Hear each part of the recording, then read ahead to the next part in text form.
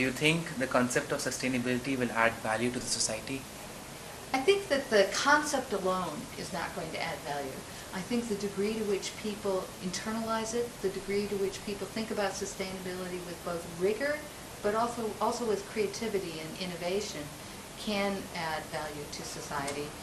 But the interesting thing is I don't think people will be motivated to think with that kind of rigor and innovation unless they are both feel a sense of urgency and also a sense of hope. And that seems like a paradox, but human beings are paradoxical, so I think it'll work out. Do you believe that sustainability has its followers in developing economies? I know that sustainability has followers in developing economies. I travel a great deal and I spend a lot of time in India and elsewhere, and I find that some of the most passionate and also the most creative thinkers about sustainability come from those economies. I think it's because they're already feeling the impacts of some of the environmental impacts and climate change, and they're very aware that somebody needs to be creative enough to come up with solutions. And so I find the individuals that I meet within those economies to be some of the most inspiring. Can businesses promote sustainability under extreme competition where profit maximization is the main agenda? It's challenging to do so, but I also think there's such a huge upside opportunity for those businesses that do pursue sustainability.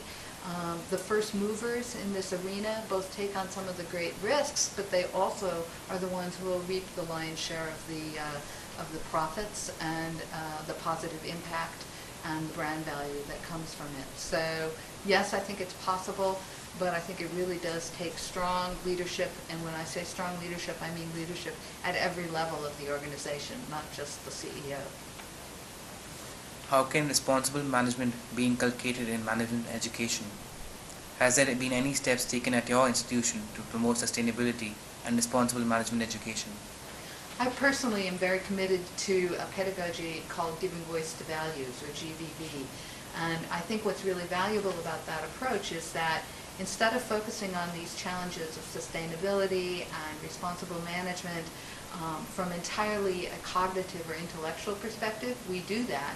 But then we go beyond that, and we actually give students or managers in training programs the opportunity to actually rehearse and strategize and create action plans, and then to peer coach each other to make them better.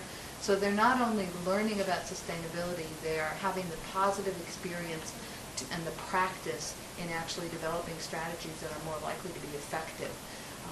So from my perspective, I think that's a very important approach, and it's being used all over the world. Ma'am, any message for the management students in India?